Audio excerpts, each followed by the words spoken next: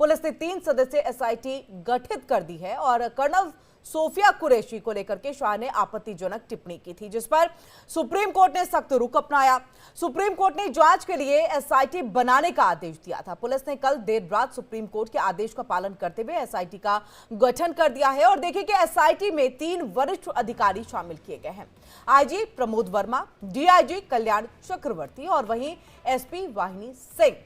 Supreme court ने साफ निर्देश दिया था कि मंगलवार सुबह 10 बजे तक एसआईटी गठित कर दी जाए, जिसमें एक महिला अधिकारी भी शामिल होनी चाहिए और इसके बाद राज्य के पुलिस महानिदेशक कैलाश मकवाना ने एसआईटी के गठन का आदेश जारी किया और सुप्रीम कोर्ट के आदेशों का पालन करने को कहा है। इसी के साथ आपको यह भी बताएं, देखिए एसआईटी में शामिल प्रमोद वर्मा वर्तमान में सागर ब्रांच के आईजी हैं, कल्याण चक्रवर्ती एसएएफ और भोपाल में डीआईजी के पद पर तैनात है। और चलिए ज्यादा बातचीत करने के लिए, जानकारी के लिए सीधे रुक कर लेते हैं एमपी स्टेट हेड मुक्ता पाठक का। मुक्ता, जिस तरह से देखिए कोर्ट का रुख किया था, सुप्रीम कोर्ट का रुख किया था मंत्री विजय शाह ने, वहां से भी देखिए फटकार लगी है। तो जिस तरह का विवादित बयान रहा, कोर्ट भी सख्त रुख अपनाते हुए देखिए एसआईटी के गठन की बात कर दी गई थी और जिस पर अभी पूरा कार्य जो है वो प्रगति पर भी है। बिल्कुल सही कहा आपने। देखिए, आप लगातार हम देख रहे हैं कि विजय शाह के विवादित बयान के बाद पहले हाईकोर्ट ने खुद से जो है उसको संज्ञान में लिया, उसके बाद जब वो सुप्रीम कोर्ट पहुंचे एफआईआर के आदेश के खिलाफ तो सुप्रीम कोर्ट ने फटकार लगाई। फिर जब उनकी याचिका पे सुनवाई हुई कल फिर एक बार फटकार लगाई और उनके माफीनामे को एक सिरे से खारिज करते हुए कहा कि आप ये घड़ियाली आंसू बहा रहे हैं, आप एक जिम्मेदार पद पे हैं, आपको सोचना चाहिए, सोच समझ के बोलना चाहिए। और उन्होंने जो है एसआईटी गठन करने का आदेश दिया, जो कि कल देर रात में हो गया है। अब देखना होगा कि एसआईटी की जो जांच है वो कितना जांच कर पाती है, किस तरीके से करती। जो विवादित उनका पूरा वीडियो है, बयान है, क्योंकि अगर हम देखें तो लगातार कांग्रेस इस पे सवाल उठा रही है कि इतने दिनों के बाद, एफआईआर होने के बाद विजय शाह लापता हैं, कहां हैं किसी को नहीं पता है और पुलिस जो है बिल्कुल भी ढूंढ नहीं रही है। ना तो उसने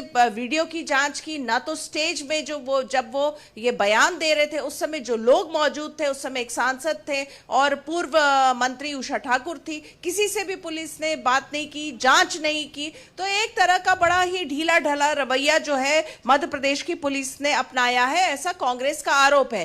कांग्रेस अभी भी उनके जो है इस्तीफे पे अडिग है और बार बार ये इस बात को जोर दे रही है कि आप जो विजय शाह को या तो बर्खास्त किया जाना चाहिए या इस्तीफा लिया जाना चाहिए। आपको बता दूं कि कल पूरा का पूरा मध्य प्रदेश कैबिनेट इंदौर में था। कल वहां पे देवी अहिल्याबाई से रिलेटेड जो नाटक पूरा मंत्रिमंडल देख रहा था, वहां पे कल विजय शाह नहीं पहुंचे और आज जो है इंदौर में ही एक कैबिनेट की बैठक, तो सबकी निगाहें इस पे रहेगी कि क्या मंत्री विजय शाह इस कैबिनेट में शामिल होने आते हैं।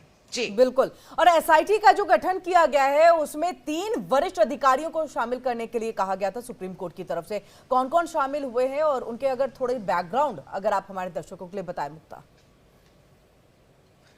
जी बिल्कुल किरण, आप ही ने अभी बताया है कि जो 3 जो वरिष्ठ आईपीएस ऑफिसर है, देर रात उनके नाम का अनाउंसमेंट हुआ है, वो पोस्टेड भी हैं, इंक्लूडिंग एक महिला अधिकारी हैं। और अगर उनकी बैकग्राउंड की हम बात करें तो तीनों के तीनों जो हैं बहुत ही अपने वर्क, अपने काम को लेकर बहुत धीर गंभीर माने जाते हैं। और अब लेकिन देखना होगा जब एसआईटी का गठन हुआ है उस पे उनके जो जांच के क्या क्या बिंदु हैं और वो किस तरीके से इस पे जो है पूरा जो है आगे कार्रवाई करते हैं। बिल्कुल, इसको लेकर के और आगे क्या कार्रवाई होती है मुक्ता, ये भी हम समझना चाहें, क्योंकि देखिए आपने जिस तरह से बताया कि कैबिनेट की बैठक होगी, उसमें मंत्री विजय शाह जो है वो पहुंचेंगे। लेकिन देखिए गंभीरता को हाईकोर्ट जब समझ रहा है, स्वतः संज्ञान लिया जा रहा है, जबकि इसमें अगर खुद सरकार की तरफ से कुछ रखा जाता या बीजेपी की तरफ से ये किया जाता कि मंत्री पद से सरकार उनको हटा देती तो शायद एक अलग सा मैसेज जाता, क्योंकि विवादित बयान देने का तो उनकी पूरी फहरिस्त जो है वो लगी पड़ी है और अभी तक जो है बड़ी कार्रवाई उनके इस तौर पे नहीं देखा गया कि उनको इससे सबक मिले कि इस तरह से विवादित बयान खासतौर से महिलाओं को लेकर के नहीं दिया जा सकता है। बड़ी बात देखिए मुक्ता कि जहां एक तरफ मांग का सिंदूर मिटाया गया आतंकवादियों की तरफ से, तो ऑपरेशन सिंदूर चला दिया गया।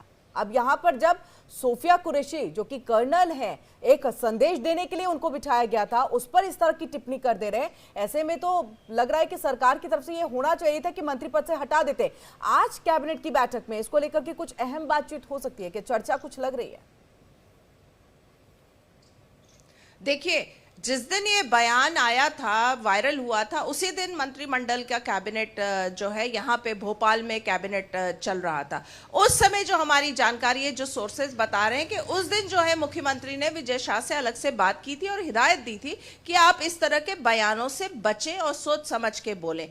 उस समय जो है ऐसा नहीं लग रहा था कि ये मामला इतना तूल पकड़ेगा। हालांकि शाम होते होते प्रदेश अध्यक्ष वीडी शर्मा ने उनको बुलाया था, बीजेपी और दफ्तर बुलाया था, आनन फानन में वो पहुंचे भी थे, उन्होंने माफी मांगी थी, मीडिया से इंटरेक्ट भी उस दिन उन्होंने किया था, माफी मांगी थी। और उसके बाद जो है परिजनों को इनके घर छतरपुर भी भेजा गया था कर्नल सोफिया के। लेकिन मामला संभला नहीं। वीडी शर्मा ने फटकार लगाई और एक संदेश दिया कि देखिए हमने फटकार लगाई, संगठन ने फटकार लगाई है। और अगर हम ये सरकार की बात करें तो बैठक हुई थी मुख्यमंत्री और संगठन और तमाम अधिकारियों के बीच में, तो कोई ऐसा फैसला नहीं बन पाया। क्योंकि देखिए, कहीं ना कहीं राजनीति में वोट बैंक की जो राजनीति है वो हर वक्त हावी रहती है। और यहाँ पे विजय शाह जिस तरह से आदिवासी नेता हैं और जिस तरह से उनका एक आदिवासी का एक अच्छा खासा वोट बैंक है, और हम लगातार देख रहे हैं कि बीजेपी पिछले विधानसभा चुनाव से लगातार आदिवासियों को